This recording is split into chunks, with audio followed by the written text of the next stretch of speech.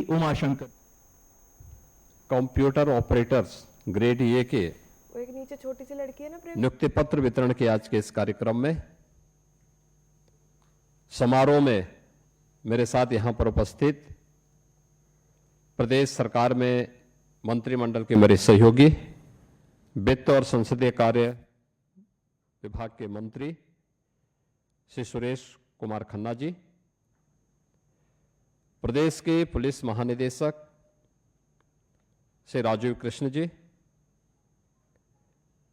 अपर मुख्य सचिव गृह Shri Sanjay Prasad ji,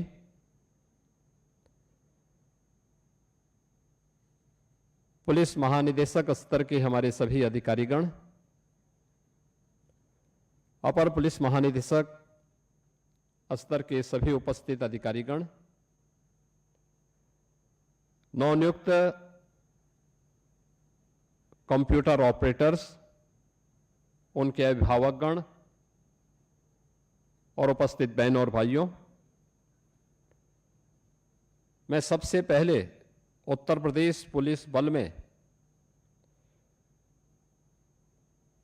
computer operator grade A की इस भर्ती की प्रक्रिया के साथ जुड़ने और आपके एक सफलतापूर्वक चयन की इस प्रक्रिया के उपरांत नियुक्ति पत्र वितरण के आज के इस कार्यक्रम के अवसर पर आप सभी को मैं हृदय से बधाई देता हूं। उत्तर प्रदेश पुलिस भर्ती और प्रोन्नत बोर्ड के अध्यक्ष और उनकी पूरी टीम को इस पारदर्शी और निष्पक्ष भर्ती की प्रक्रिया को ससमय पूरा करने के लिए हृदय से धन्यवाद भी देता हूं। हम सब जानते हैं कि उत्तर प्रदेश पुलिस आज पूरे देश के अंदर अपनी एक नई पहचान बनाई है। ये केवल अपनी संख्या बल के आधार पर नहीं, बल्कि सबसे बड़ी आबादी के राज्य होने के साथ ही पिछले 9 वर्ष में आदरणीय प्रधानमंत्री मोदी जी के मार्गदर्शन और नेतृत्व में जो उनकी अपेक्षाएं थी, सुशासन के लक्ष्यों को प्राप्त करने के लिए उत्तर प्रदेश पुलिस बल ने उन लक्ष्यों को प्राप्त करने की दिशा में जिस त्वरित गति से 9 वर्ष के अंदर कार्य किया, आज वह देश के अंदर एक मॉडल पुलिसिंग का उदाहरण बना है और आप सभी लोग उस देश की सबसे बड़ी सिविल पुलिस का पार्ट बन रहे हैं। उसको स्मार्ट पुलिसिंग के रूप में, एक डिजिटल वॉरियर के रूप में आप सबकी बड़ी भूमिका होने जा रही है। इसके लिए आप सभी का मैं अभिनंदन करते हुए आप सबको मैं बधाई भी देता हूं। –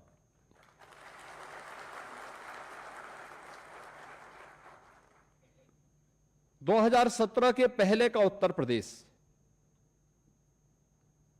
क्योंकि अब 9.25 वर्ष हो चुके हैं, आप में से बहुत सारे लोग उस समय टीनेजर्स रहे होंगे, सभी के सभी लोग थे, क्योंकि आप में से कोई भी 18 वर्ष 28 वर्ष से ऊपर का तो हो नहीं सकता है। वे खन्ना जी को छोड़ दें तो खन्ना जी की तो उम्र 90 के आसपास होगी, तो उनके लिए ये सब चीजें अलग हैं। लेकिन आपकी उम्र आज से 10 वर्ष पहले 17-18 वर्ष की रही होगी, 10 वर्ष से लेकर के 17-18 वर्ष के बीच की रही होगी। स्वाभाविक रूप से सभी लोग अपने मां बाप पर आश्रित रहे होंगे। कोई स्कूल जाता रहा होगा, कोई कॉलेज की तरफ पहली बार देखा होगा, और वो उम्र ऐसी होती है जब व्यक्ति जब मां बाप पर आश्रित रहता है तो बहुत जो है उनको गंभीरता के साथ नहीं लेता है, हर एक घटना को ये मान के चलता है, क्योंकि मां बाप का आश्रय से बढ़कर के कुछ भी नहीं होता है। उसके लिए सब कुछ वही है, इसलिए उसको बहुत चिंता नहीं होती है। लेकिन अपने अभिभावक से पूछिए, आज से 10 वर्ष पुराने के समाचार पत्रों की कतरनों को थोड़ा अवलोकन करिए, पत्र पत्रिकाओं के अवलोकन करिए, और उस पीढ़ी को, जिस पीढ़ी ने आपको आगे बढ़ने में मदद की है, अपने गुरुजनों से, अपने अभिभावकों से पूछिए, 2017 के पहले का उत्तर प्रदेश कैसा था, क्या होता था, पुलिस के बारे में जनता की धारणा क्या थी, प्रदेश के बारे में देश की धारणा क्या थी, प्रदेश की कानून व्यवस्था की स्थिति कैसे हुआ करती थी। हर दूसरे तीसरे दिन एवरेज एक दंगा होता था यूपी में, महीनों महीनों कर्फ्यू रहता था, उत्सव के पहले उपद्रव होने लगते थे। जब पुलिस के अधिकारी ही सुरक्षित नहीं रहते थे,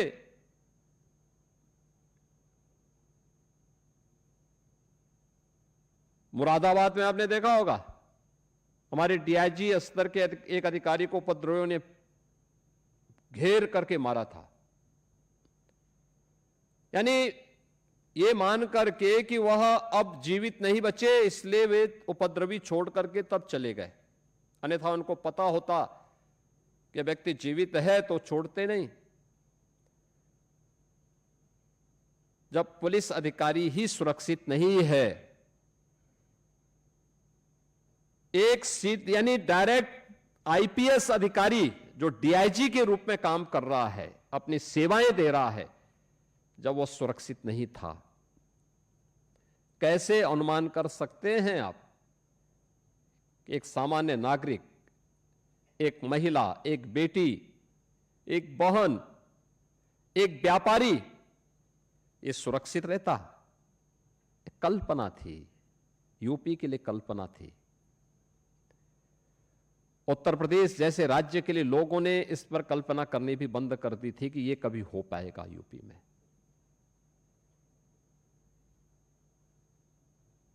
हम लोग लगातार वॉच कर रहे थे, क्योंकि मुरादाबाद की वो घटना मुझे भी याद थी, और हम लोगों ने फिर आने के बाद अपनी कार्रवाई को आगे बढ़ाया। हम जानते थे कि उस समय बहुत सारे पॉलिटिकल प्रेशर वहां पे पड़ रहे थे उन अपराधियों को बचाने के लिए, और अंततः उन सभी अपराधियों को अभी पिछले कुछ दिनों पूर्व सरकार की प्रोसिक्यूशन की विंग के माध्यम से किए गए प्रयासों का परिणाम था, उन सभी को सजा हुई है, और इतनी गंभीर सजा हुई है कि आगे से अपराध करना उनकी कई पीढ़ियां भूल जाएंगी। हमने भर्ती की प्रक्रिया को पूरी पारदर्शिता के साथ आगे बढ़ाया। भर्ती की प्रक्रिया, कोई अनुमान कर सकता है? आज हम 930 कंप्यूटर ऑपरेटर को नियुक्ति पत्र वितरित कर रहे हैं।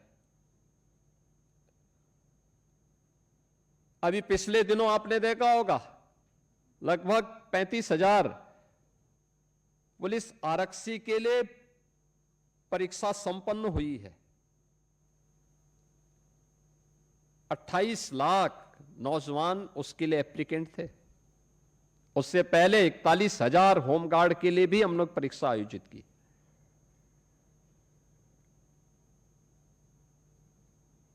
पिछले 9 वर्ष में 2.25 लाख पुलिस कार्मिकों की भर्ती हुई है अलग अलग स्टेजेस में, और ये सभी प्रक्रिया पूरी ट्रांसपेरेंसी रही, कोई सिफारिश नहीं, कोई भेदभाव नहीं।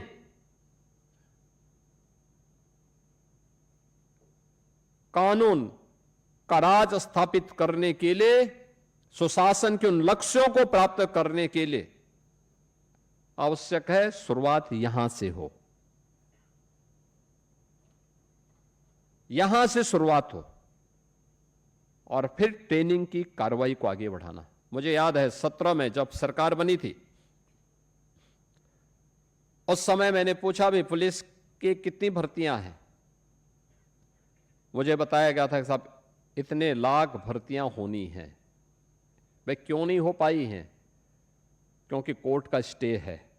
कहां कहां से स्टे है? कागज निकाले गए सुप्रीम कोर्ट से, हाई कोर्ट से, अलग अलग भर्तियों में स्टे थे। भाई इस स्थगन आदेश का मतलब क्या है? माननीय न्यायालय की अपेक्षा क्या है और उन अपेक्षाओं पर क्यों नहीं हमारा भर्ती बोर्ड खरा उतरता है? हमने उसमें कार्रवाई शुरू की। माननीय न्यायालय ने आदेश दिया कि आप भर्ती कर सकते हैं।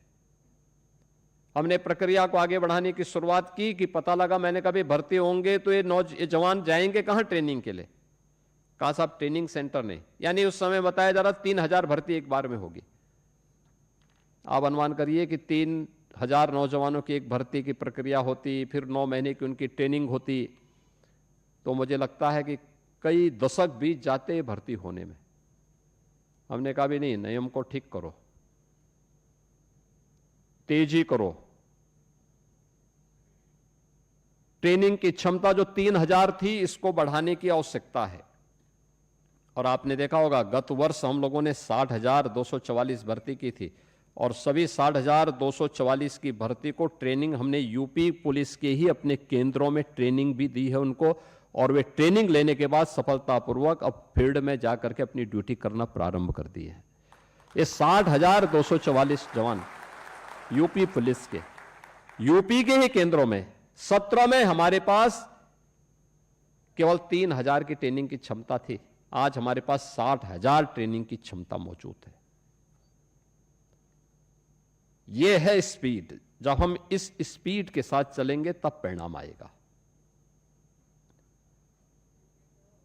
आप जब कोई कदम उठाएंगे आलोचनाएं होंगी,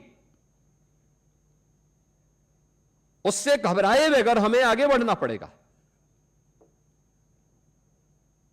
इंफ्रास्ट्रक्चर हमने डेवलप किया।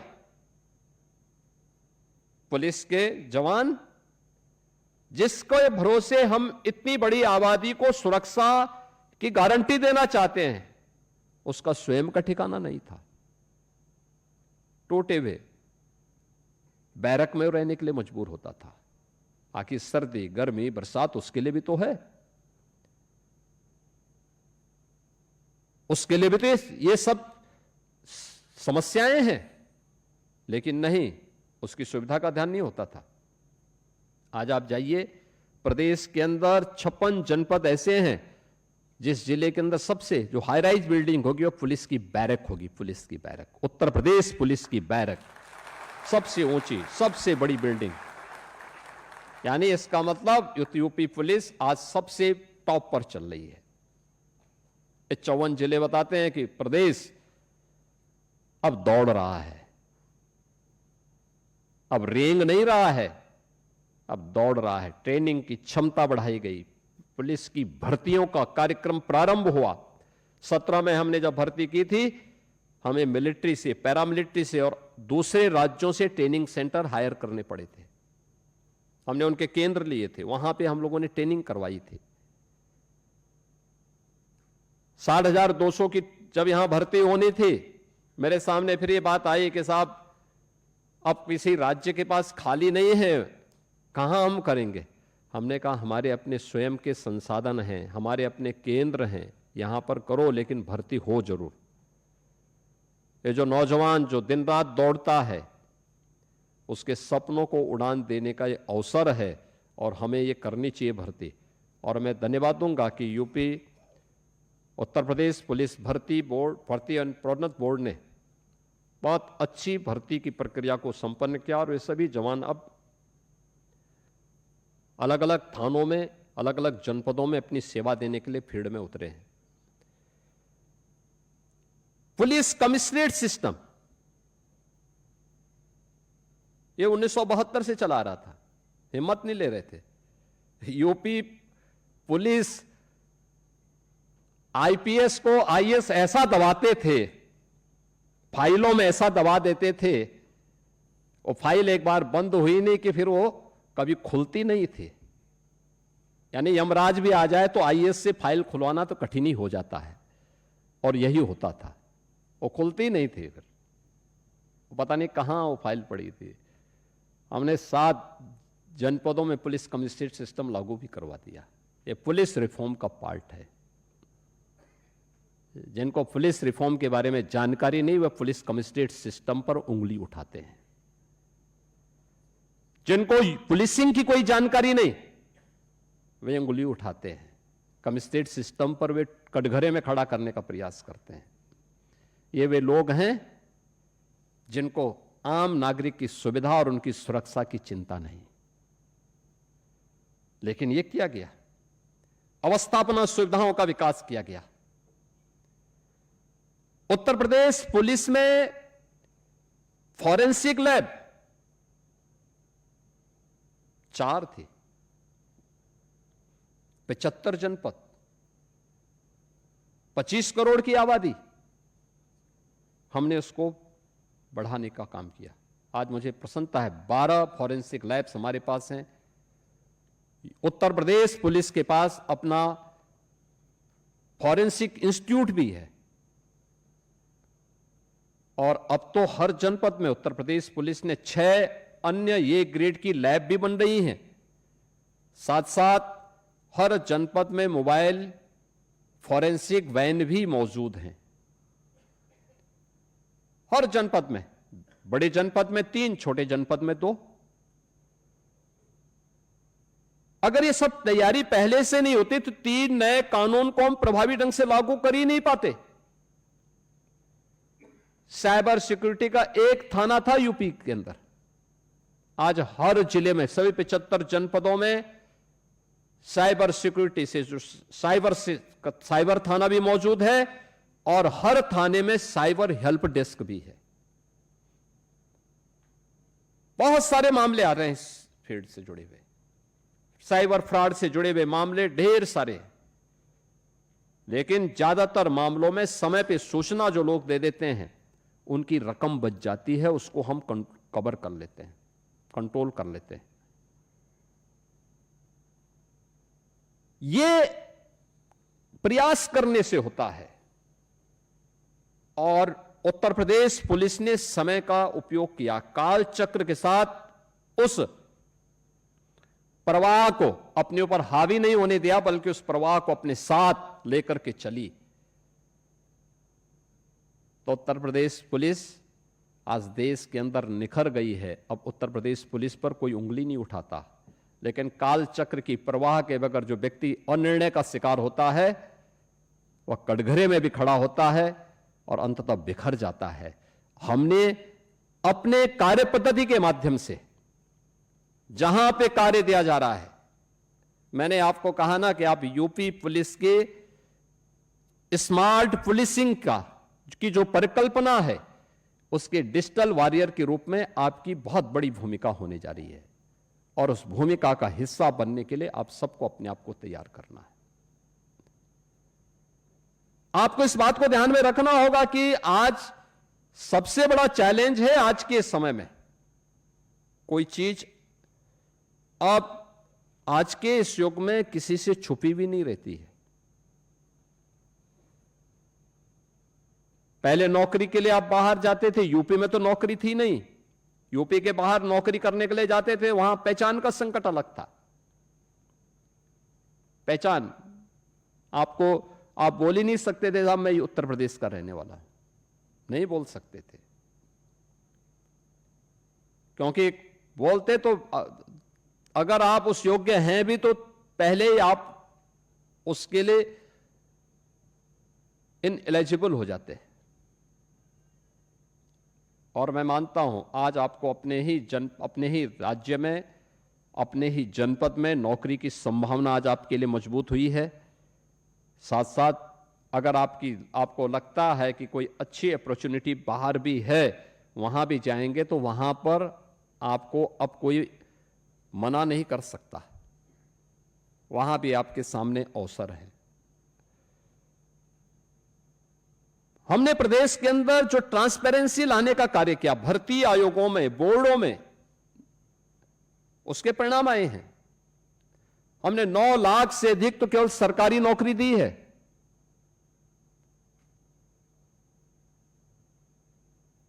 प्रदेश के अंदर सुरक्षा का जो वातावरण बना है, लाखों नौजवानों को उसके माध्यम से निवेश से और उद्योगों की संख्या, आप सोचो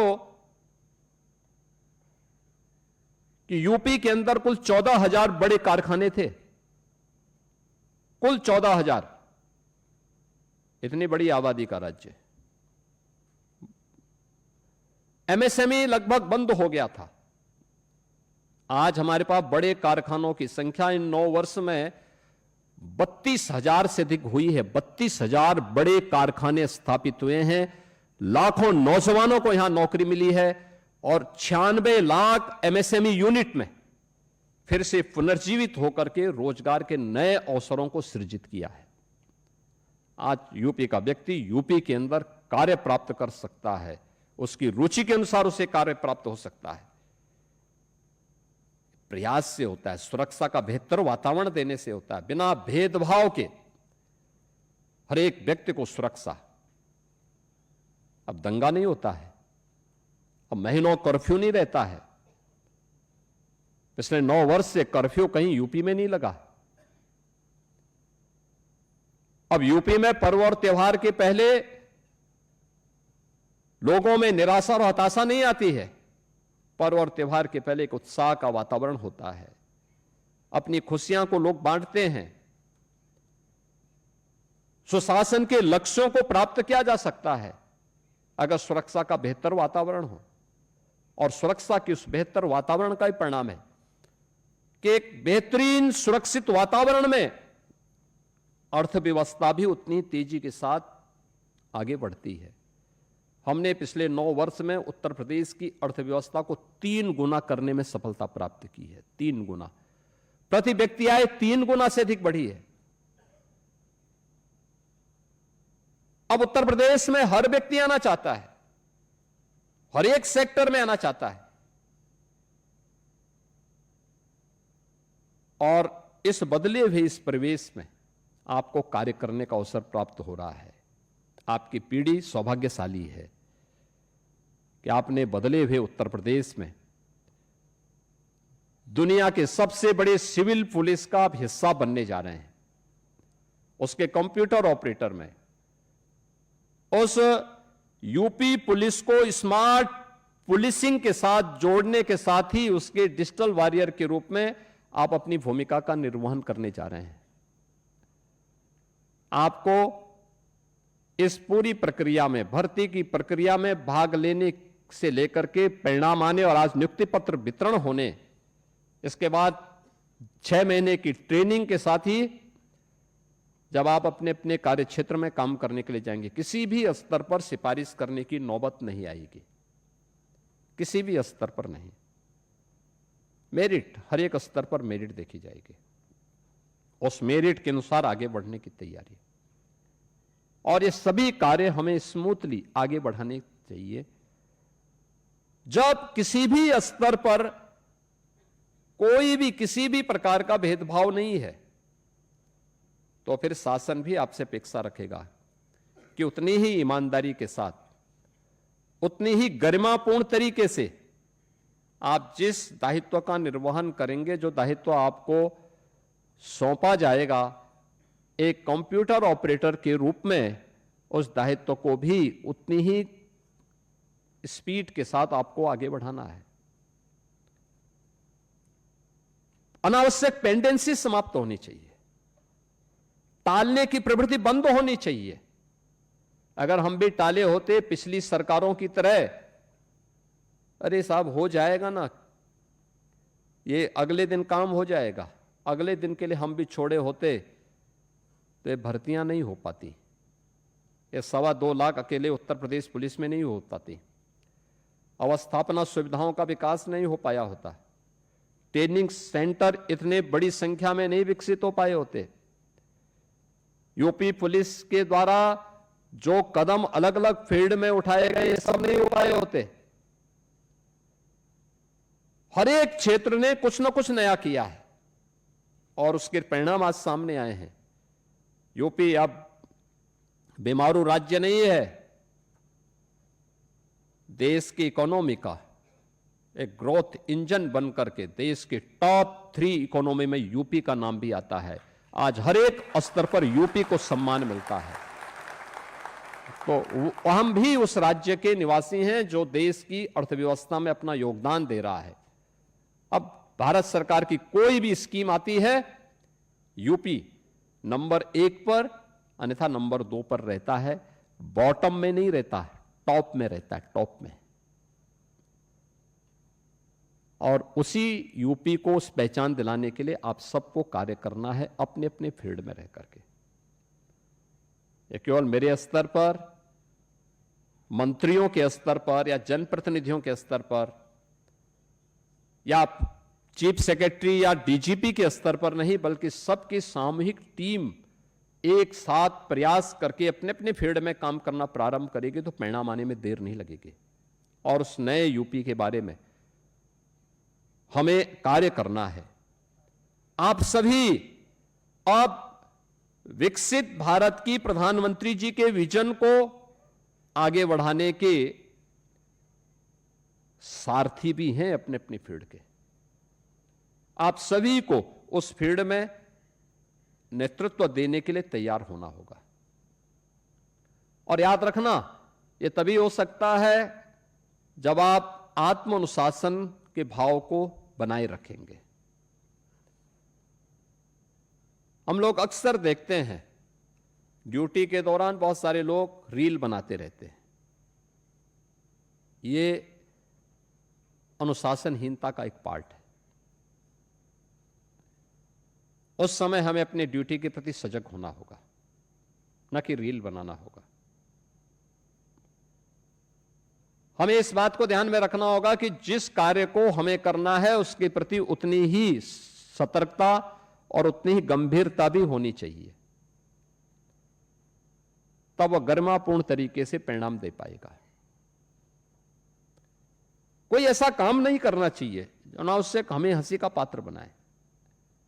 सिस्टम पे अनावश्यक उंगली उठाने का प्रयास होता है। अपने आप तो कुछ कर नहीं सकते, लेकिन सिस्टम पे उंगली उठाते हैं लोग। भाई, जो व्यक्ति जिसकी जहां ड्यूटी है वह कार्य करेगा तो परिणाम अपने आप आएगा।